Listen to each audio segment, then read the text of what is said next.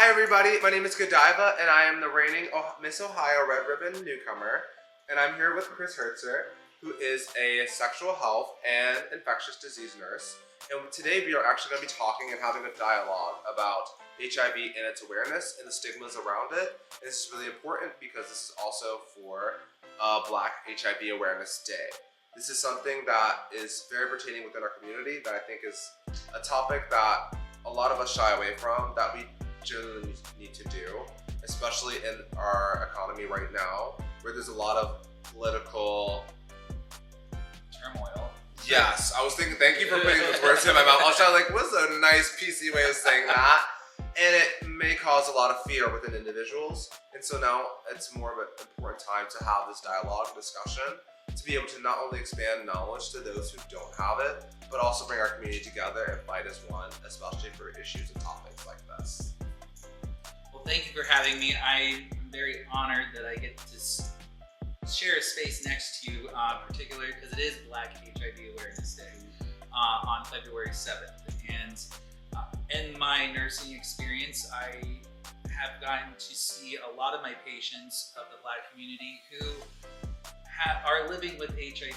They are thriving, but there are also a lot of stigmas and barriers that we have to talk about. Yeah, I'm excited to talk about it. We need this. Our community needs this dialogue heavily. Well, let's dive into it because I want to ask the first question. What does Black HIV Awareness Day mean to you? What that means to me essentially is honestly a day where it's more of knowledge, being able to provide knowledge to our community on like the stigma and issues that the Black community has faced within HIV and HIV as a whole. Granted, HIV is not just a Black community thing, it's a widespread affecting millions and upon millions of individuals.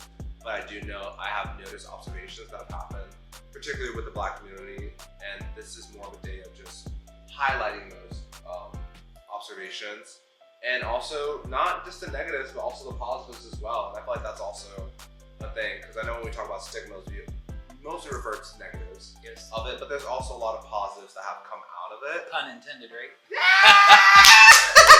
Literally though, a lot of which actually stems from, I was about to say my ancestors, but it's not my ancestors, but the people before me who paved the way, especially the ballroom culture, and started originating in Stonewall and in New York, in the ballroom scene, and a lot of the queens and entertainers there really gave their all and gave a lot of their best efforts to be able to help us, to get us to where we are to this point. And so I think it's really important for us to send them homage and love, because without them, we wouldn't even be able to walk, run, or even try to fly, let alone do anything else. So I'd say that is what that's about, giving our flowers to them, a lot of which are not still with us today. And some of them which are doing so many more important things out in this world and helping continue that advocacy. So that's, HIV doesn't define us. It does not. We are going to define HIV, and period. Oh, no, girl.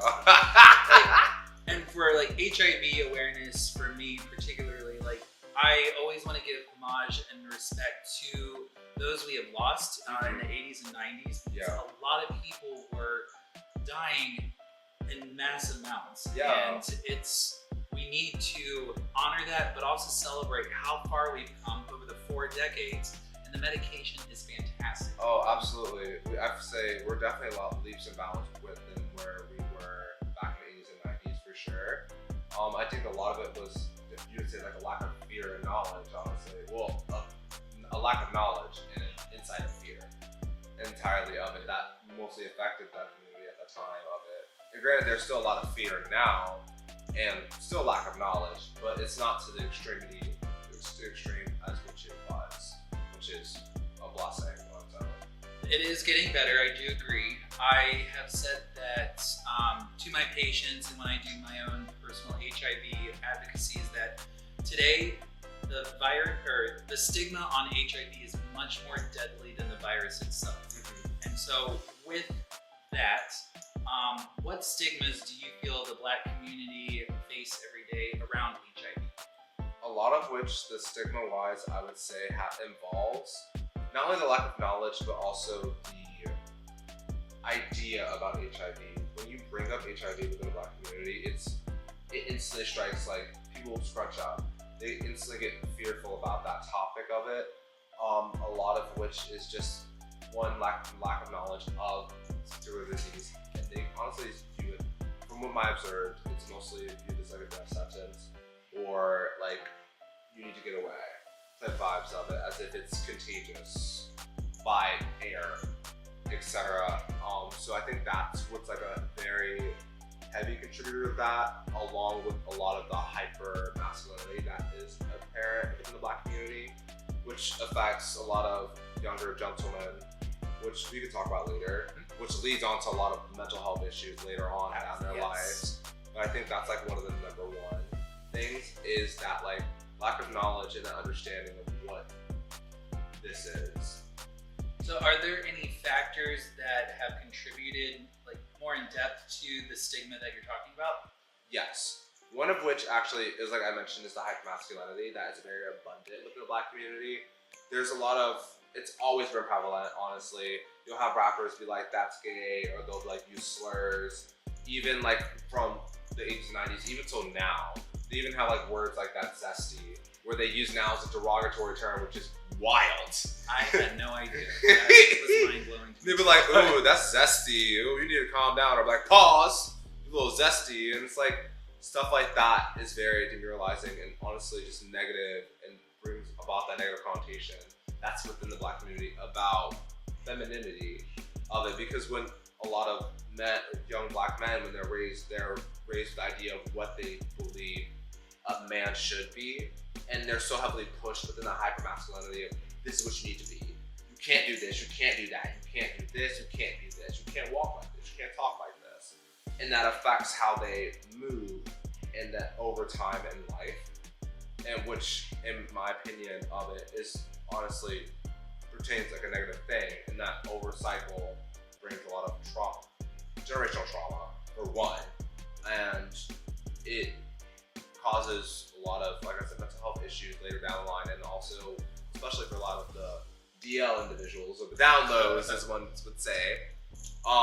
And that actually, fun fact, is like a lot of like DL men tend to be Black men who, and a lot of that comes from the image of what they need, what they think they need to pertain of, their image of what they pertain of what a man is.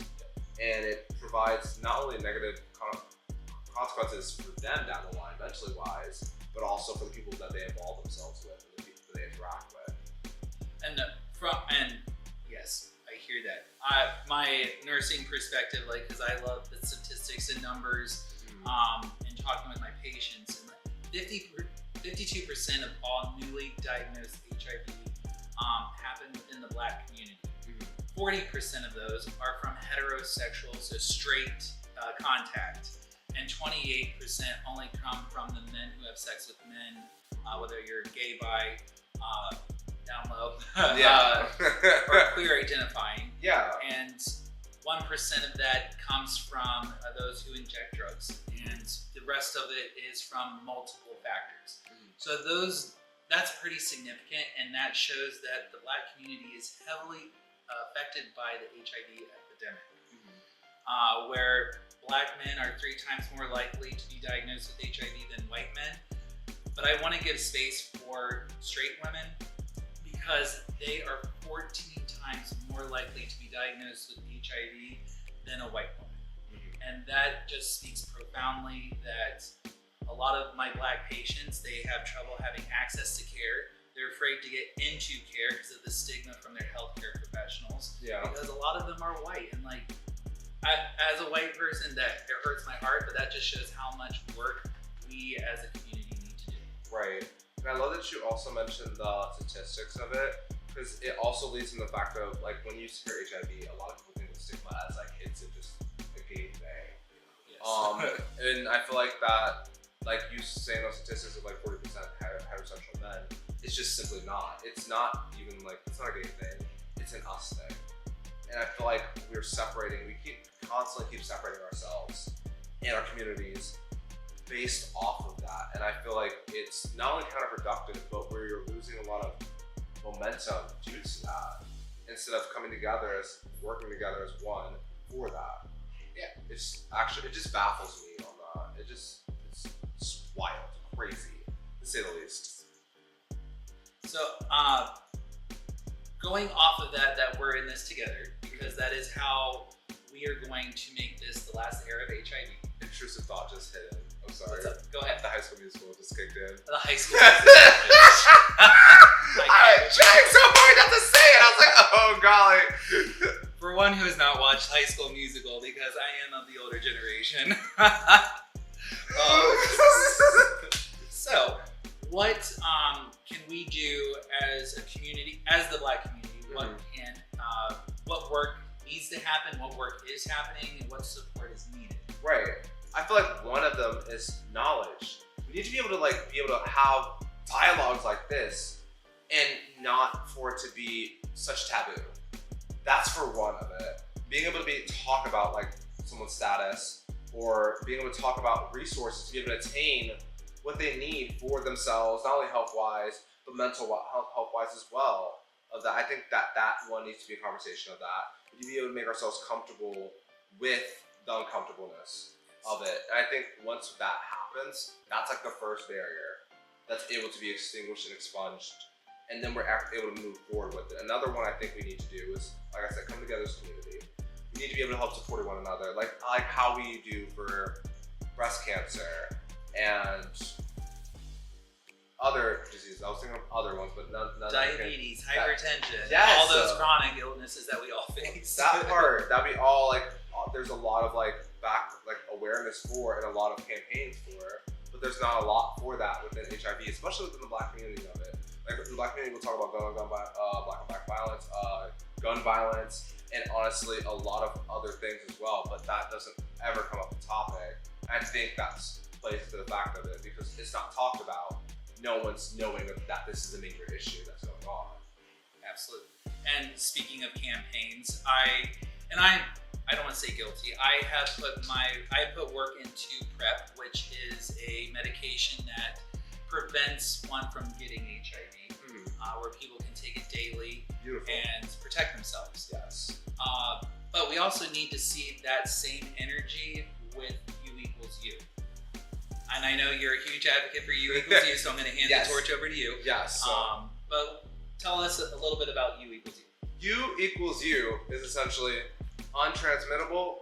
I mean, undetectable means untransmittable. It's for those who do have HIV and do take their medications. Eventually, after a prolonged period of time of it, usually within the first month of them taking it, if they do it schedule-wise, you're undetectable. It means your viral load is at the point where it's undetectable, meaning that you can't transmit it to anybody through spit, blood, sex, etc. I think that's another thing that needs to be talked about, because it's like, oh crap, I don't want to touch them, I don't want to do this anything, because of the fear of getting it. But realizing that with U equals U and you're undetectable, you're not able to transmit it and transfer it to anyone else of it. I think that's what most people don't know about that, which baffles me of it. It's crazy. I think we as a country, we as a society are failing not only our young people around sexual and emotional health, but also our young adult populations. Yes. And what is so profound about U equals U is that it is literally 0% chance of spreading it to someone. Additionally, it makes those who breast and chest feed, it is 99% effective at making sure the virus doesn't pass on to the baby.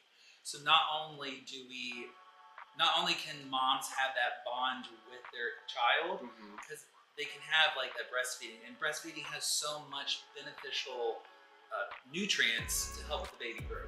Yeah. So there's fundamental reasons why we need to talk about U equals U, from stigma to community, and there's even the scientific of how we can keep people negative. Yeah. Our kids negative. Yeah. So what can we as the United States or a community do to help break down the stigmas that we're talking about and support the Black community? One of which I think is being able to provide not only knowledge but also resources. Within that, I think due to the fact of lack of dialogue about the knowledge of it, therefore there's not a lot of resources being available, or at least known to those who do have HIV within the Black community. So I think being able to provide those resources, because people are diagnosed, and all of a sudden their mind goes manic of what's going on, what's happening, what am I going through. So being able to provide them those resources, not only that, but I think it's also really crucial for us to be able to come together as a community, so that way no one people don't realize that they're not alone. Because I know that's a very difficult thing for people to think about, or very easy for them to think about when they are figuring out their status and still going through their own journey. A lot of that mindset of, I'm alone in this, which is natural for us sometimes, especially when we're going through a crisis. And so for one, to let them know that they are supported, they're not alone of it, and being able to be a part of that community, I feel like that community sense aspect is very well needed. Because if people don't feel supported and loved and understand themselves, that will easily, mentally here, they're not gonna be able to function. So I think that's very, very, very crucial. And then on top of that, like being able to provide those resources. Because a lot of people don't know where to get resources from. Whether that could help cut down medication costs, get free medication, insurance, etc., or being able to get those very quick testing. Say for instance, if they want to have like a little frisky night or whatever, and they're just like, you know what, let me just make sure. They don't know where to do or where to go or get that. I think that's very crucial to have a conversation of, to be able to provide those resources for them. Because a lot of people don't know, and even when they search it up, sometimes it's hard to find. Especially what we found out today when our government and all of the blogging that's going on with that, there's like a lot of censorship around a lot of this stuff. So a lot of that stuff's being taken away. So now it's like, how can we help spread those as much as possible with those censorships? Because these censorships have affected me professionally, and just to kind of paint the picture, with the new administration that has come in, they have shut down all curriculum, federal websites that give resources and information about HIV. So for example, the national HIV curriculum that helped me get my certification in HIV care is shut down. And wild. So, but here it makes me so mad. I'm trying to watch my blood pressure. But here in Central Ohio, there are facilities and organizations that are available for people. Godiva and I, we have worked and have gone to Equitas Health. I am at Central Outreach Wellness Center. Nationwide Children's Hospital has the FACES program. They also see adults, it's not just for children. And Columbus Public Health. Yeah. And AHF too, on the west side. So, am I missing anyone? I don't think so. There's another one, is it HIV? But that's a little more of a national one, isn't it? Yeah. So, and that's, now that we're seeing a national blocking of federal websites, we follow different people on social media. So HIVhiv.gov. Yeah. And there are some CDC spinoffs that you can follow on social media to get that HIV information. Yeah. But I think with our previous conversation about shouting out to those influencers on social media, what are your thoughts around following the social influencers with HIV? I think it's actually crucial especially with a lot of the censorships that are happening. I think being able to speak up, especially on social media, I think it's really impactful to be able to spread that message all across. Because you get multiple from different platforms. Sometimes some people might just be scrolling through the hashtags or just like your algorithm. I think it's crucial of that to be able to transmit that. I know that's like a common thing of what's happening, especially with TikTok, the TikTok ban of what's going on due to the spread of information. But a lot of people nowadays can get their resources and information via social media, especially with a lot of our stuff being not monetized, but silenced. Silence, yes. Silence equals death. That part, I think it's really important for a lot of those resources and places, social media platforms, to be able to spread out that word, because that's how we get a lot of our information from nowadays too. Absolutely. And be able to be like, okay, cool, this is happening, this is going on. I know I follow a few of them. That's where I found out a lot what's happening with legislation, where a lot of people's potentially, hopefully, fingers crossed, no BS arises out of that, where there's a clause where It's basically put a huge pause on a lot of people's HIV medications, which will affect millions severely, and that it worries me a lot of it. But that's why we have conversations like this to be able to spread that awareness and come together. And people always say we need to focus on fixing our country, but if we're not helping multiple countries, displaced people affect us eventually. Yes. So infectious diseases around the world, no matter where they're starting, will eventually get to us. Yeah. So it's pertinent that the United States do the funding or help with funding and Yes. do the team effort and making sure that this is the last era of HIV and getting medications to people that desperately need it. Yes. But going back to the social media a little bit, it just popped in my head, but Yeah. 87% of Gen Z, they go on social media before they even talk to a doctor. Mhm. So even though I am a person that shares my lived experience with HIV, do be mindful that lived experiences are 100% valid and do lead people in the right way. But just also make sure that you're talking to Your doctor. a doctor and Yes. healthcare providers for that extra layer of safety and that personal touch. That part, because that's what they study for. That's what they went to school for. It's what this fine man went to school for. Stop it. Don't make me blush. It's like important though of it, because a lot of people can make rational decisions off of what they say. Not also what we see on like social media. It's not always true, and so it's always good to get that like very much so that second opinion that is qualified as well, to make sure that you're making the right decisions for your body without making any rash decisions before you cause any more additional harm, if there is any. Because like you're hearing that person's individualized lived experience. Yeah. But then I always can relate to that back to that person. So you just gotta take things with a grain of salt. Mm-hmm. I do want to give a shout out to some of the nurse leaders and women in Africa. Oh, woo woo! Yes. Okay, woody There woo! are some fierce people over there. And so I have always wanted to bring in viral suppression rates. Mm-hmm. And for those who don't know what viral suppression is, that is the amount of people in the United States or the world that take their medications regularly and can become undetectable. So here in the United States, our national suppression rate is 56%. That's not great. There are 5 countries in Africa that have teamed up with nursing leadership, community leaders, and political leaders, and they have over 85% viral suppression rates. And that is fantastic, phenomenal news, and it just shows how much work the United States, for being great, needs to do.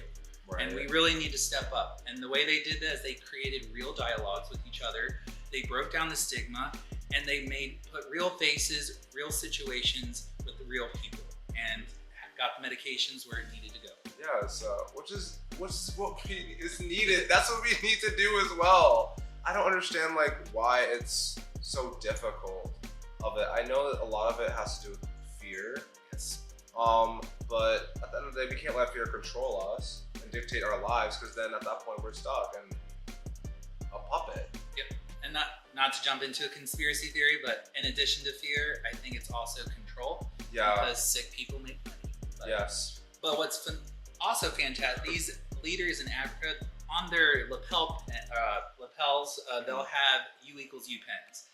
And I'm like, they're putting it out in the community as someone who's HIV negative and showing true leadership. Mm-hmm. Step up. Yes, and I think also, speaking of that too, it just popped up in my head as well. I think also another thing as well is that we need to have a dialogue or support from those who are just not, because I think a lot of issues that are very prevalent within America is that we have, if it doesn't involve us or affect us in any way, it doesn't matter. It's not a problem. And I think we need to have more support and allies in regards to that, because it does affect you. You just don't see it. And it also affects other people as well. We need to be able to come together on it. We need to have allies who are negative, but also still are displaying knowledge of what needs to be spread. Speaking truth and Yeah. not speaking about opinion or Yes, the fear tactics to Mhm. empower themselves. But, yes, literally. yes. So we started. Hold on. Okay, it just went poof. Oh my god. It was a good point too. It'll come back to me. Yeah. All right. Before we get into the other crying questions, what was it had to do with HIV negative people? So I would like to empower those who are HIV negative to really step up and try to change the narrative around HIV, because we are thriving. There is 0% chance that I can pass it on to my partners, encounters, and I can live a long, healthy life to life expectancy.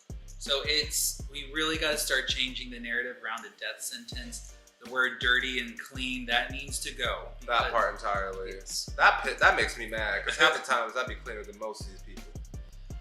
I want to give the key word is that we are thriving, and HIV does not define us. We are defining HIV. Mm-hmm. All right, we're going to ask some personal questions. All right now. What would be the one piece of advice that you would give to yourself around HIV? In your younger years, sorry, to be a little bit more specific. In my younger years, honestly, I would tell myself that it's okay. You will be fine. I know that when I found out about my status, I was very, very young. I was a freshman in college, freshly just turned 19 years old. And at the time it was the pandemic. It was like 2020, right around March, where everything just shut down and you had to be locked down in your house. And I was very scared. And originally how I got my status was because I was so eager to go to a college party. I was like, oh my God, this would be so much fun. And I was supposed to wait for my group of friends to finish their homework and schoolwork, but I had finished early. It was like, fuck it. Screw it, we ball. I'm just gonna go. And so I went, and by myself, which was the first mistake, in an unknown environment, never do that. And some things happened where things got slipped in my drink, and long story short, ended up in a room, and a lot of things happened within that room. I would just have told myself that I didn't need to run so fast. I was always gonna get to my destination, regardless of how quick I wanted to get there. My destination was always destined for me. It's just a matter of, sometimes it's always a marathon, not a race. So that's what I would tell myself when I was younger, and also that I'm supported. I'm not by myself, and I have a whole community of people who support and love me. I have family members and friends who show me love on the daily, and that itself, if I didn't have them at that time to be able to help me, I don't think I would be here today, honestly. And so being able to reflect on that and realize that means so much to have. And so you said two very profound words: isolating and trauma. Mm-hmm. And I'm thankful that you've been able to find a community of love and support. Mm-hmm. I do want to acknowledge that HIV is very painful, it's very isolating, and it's very traumatizing for those who don't have the support in their life. Yeah. And for those of you who are newly diagnosed, or maybe you have survivor's guilt because you did survive the 80s and 90s and watched many of your friends pass away, that shame, that guilt, it can be very taxing on your mental health. And so I want to empower people, go to therapy. It is okay. Mm-hmm. You will find friends again. You will find the community that loves and supports you. You just got to also do the work and work on yourself. Yes. And it is very empowering and liberating when you've been able to overcome that, knowing that I'm going to fucking live a full life expectancy. Do the do and bop the bop, girl. I am going to be thriving, and my sex life will be healed, and you will get back into the sheets again. I promise you that. Yes. So there are milestones that you can and will regain. Right. So just acknowledging the trauma, giving it its space, but do the work and heal from it. That part. It is challenging at first, and it is hard, but it's worth at the end when you realize the people that you're with. But then that you can't change it, but you can help it. All right. another.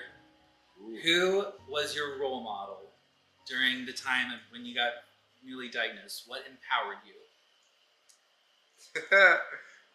So like I said previously, when I found out my diagnosis, I was freshman in college, and at the time it was COVID. Originally I was planning to make a trip to Canada, but for my spring break, that did not happen because they said you guys gotta go home. It was lockdown, essentially. And at that point in lockdown, I had swollen lymph nodes in my neck. So eventually I had to go to the hospital because I was scared of what was happening. I was like, why is these bumps popping on my neck? Found out on my 19th birthday, my status, and I genuinely felt alone at that time because I didn't know, I was still processing heavily, didn't know who to go to, and it was very hard, to say the least. And I'm glad I'm definitely not in that headspace anymore. I'm come a long way of that, but I still have to pat myself on the back for young me to be able to endure all of that, because it was very hard, especially.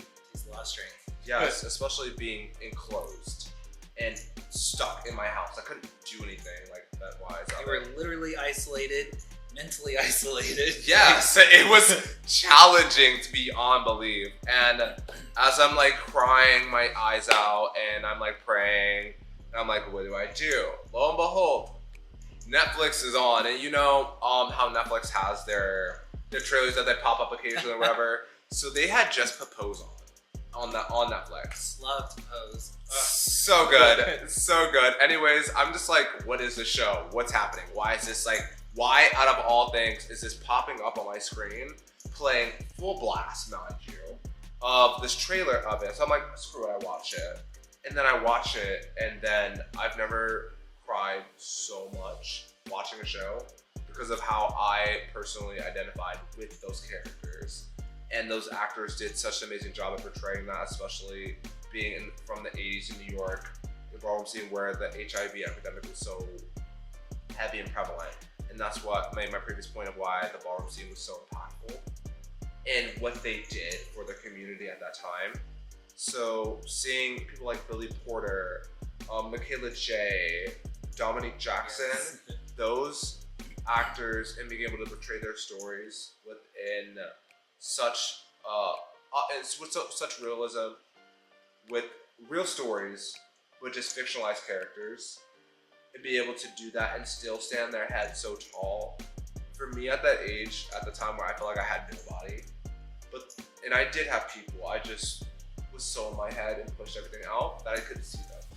But in that time when I was so isolated within my own self-doubt, watching them go through that stuff and being able to like be like, I still can come out, my head held high. Crown straight. Yes, very much so. It genuinely inspired me to know that I am not alone. I'm not the only one who goes through this, and that there are people who do care and want to make a difference of it. And it kind of inspired me to also do the same as well, and said that this does not define me. If anything, this is more of a chance for me to speak out and be that leader that I know I can and want to be able that vocal point and that spokesperson for these individuals, because there's a lot of people who are scared. I'm not. I generally don't care, especially at this point in the climate. I just don't. Like, I'm a man awake. Let's be real about that one. But sorry, I'm so serious.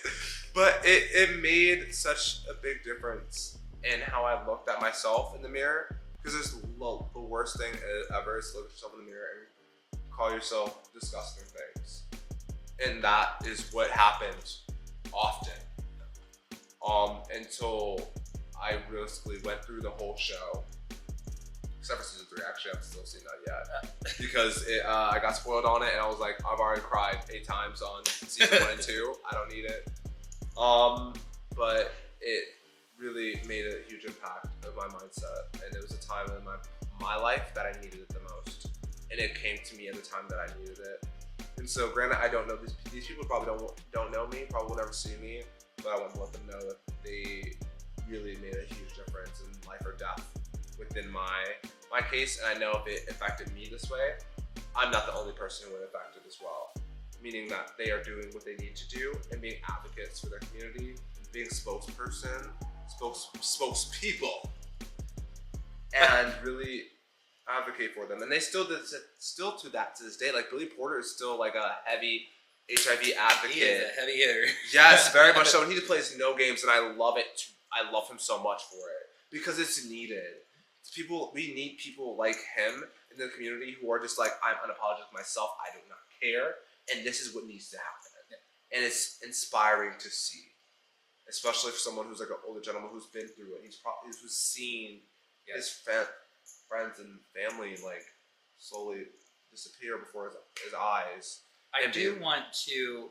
Yes, I know celebrities get the spotlight. Mm-hmm. We envy them to a point, idolize them. Yeah. I hope you see that strength in you, especially in this community. Mm-hmm. You have the same strength, the same power, the same voice, and you are using it for awesome things. And I know this video is going to touch a lot of people's lives. And I know you've already been able to touch quite a few with how outspoken and proud and loud you are with the HIV community. So you're doing the work too. Yeah. And you need just as much clout as the celebrities. Yes, that is true. That is true. Thank you. Thank you. I appreciate that. I generally try with what I'm given, because at the end of the day, we're all given a platform. It's about what we do with that platform, essentially. I have a voice, and I know that my voice is a lot stronger than others. And so I know that that's my purpose, is to be able to speak out for those who can't speak out for themselves. And this is what this whole premise is for, to be able to provide resources to let people know they're not alone, and to help engage our community and build it up in times like this where we need to be able to be united as one. Unmovable, like a big rock, tough Beifong, like a boulder, stiff. That's what we need to be like. Essentially, so I really do appreciate that, because I genuinely try my best to be able to be a good, positive light for the community, because we all need it, especially with all the negative things that are happening that are easily trying to drag us down. I try to be the source of light within any room I walk into to help negate all those negative emotions. You are certainly that light for the community. Thank you. All right, so we wanted to have multiple voices involving HIV, and we wanted to get the trans community involved. So right now I have someone on the phone who is a huge worker and does a lot of work and advocacy for HIV community, who's also identifies as trans as well. So I wanted to get her opinions and insight on these issues as well. So, and they couldn't be here in person, so they have to be here on the phone right now. But they still are, their message and what they have to say is still impactful and powerful. So, how are you doing, Desiree? Hi everyone. Thanks for having me. No problem. All right, my first question for you to ask is, what are the stigmas that straight and trans women face in revolving HIV? Well, I would say that it starts with it's just a trans thing, or it's just a gay thing, or I can't get it. And I need the community overall and society to understand that the first letter and word in HIV is human. So anyone can contract it. Everyone is capable of catching HIV or contracting HIV in their lifetime. So we have to take that one thing away of I can't not catch it because that's not in my realm, or that's not my circle or lifestyle. No, human immunodeficiency virus. So human race can contract it overall. That's the main stigma. And once we start understanding that my life is not your life, and how I live my life or continue to control my life, healthcare overall matters to everyone. So if we start thinking that, no matter if I'm trans, I'm heterosexual, I'm cisgender, or whoever I am, getting into healthcare or being conscious about my healthcare matters. So those are the main two stigmas that I think that we as a community, as human race, need to understand, that there's no difference when we're sitting behind the doctor's office and we're getting tested for HIV, because humans are infected by it.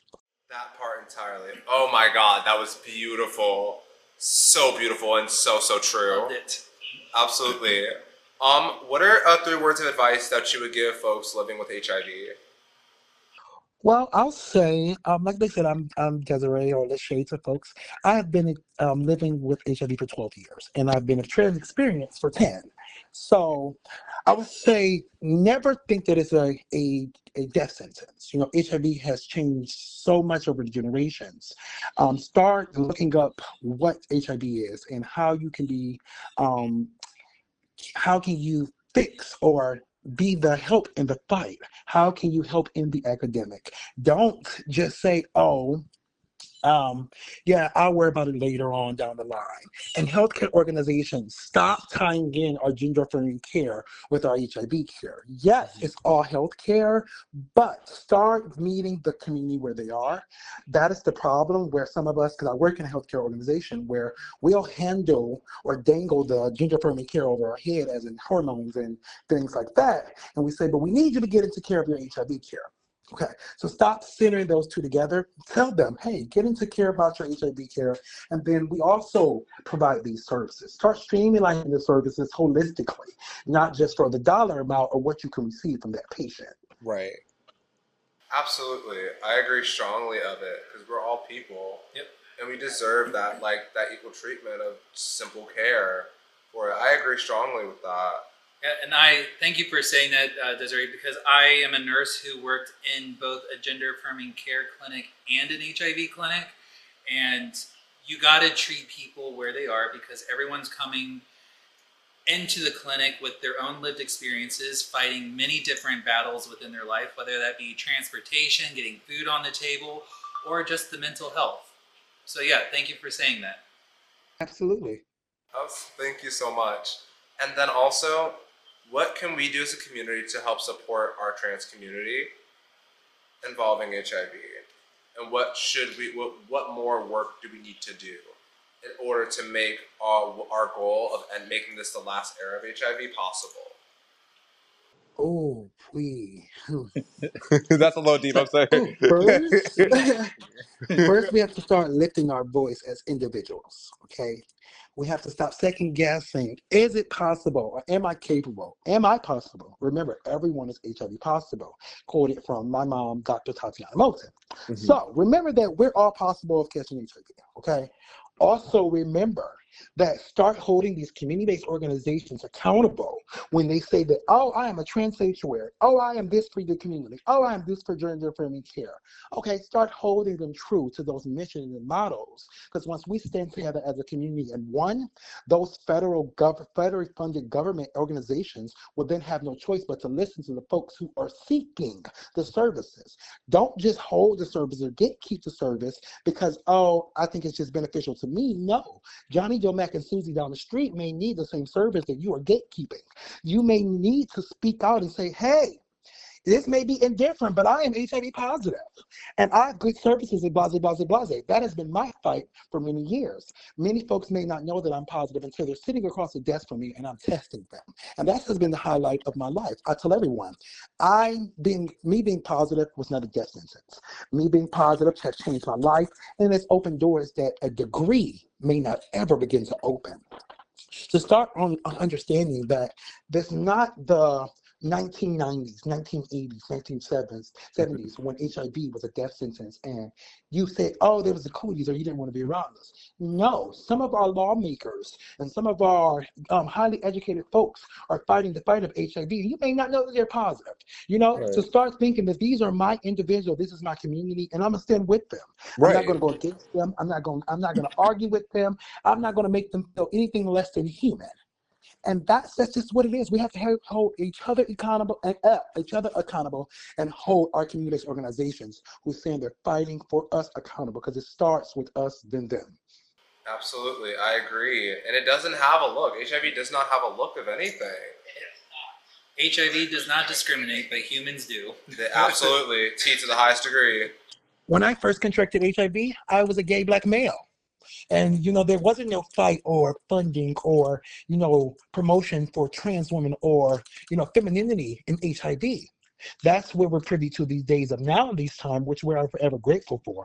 So trying to take that away or trying to put limitations on that was set generations back forever. We have fought so far. We have gotten so far to end this epidemic. We have prevention measures for folks. It wasn't a prevention measure like this that everyone can access. Now men, women, children, everyone can access PrEP. Yep. You know, it's available for you. And if you have medications or you have complications with meds and pills, there's a shot.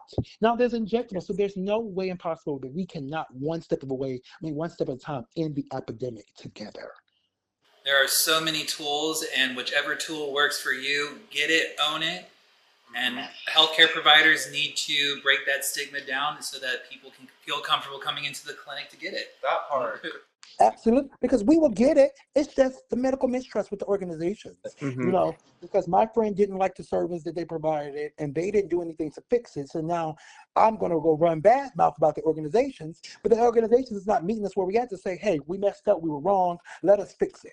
They're just going way with it. And it's like, okay, that's another stigma that's added on, or that's another medical mistrust that's added to our books of why folks don't want to get into care.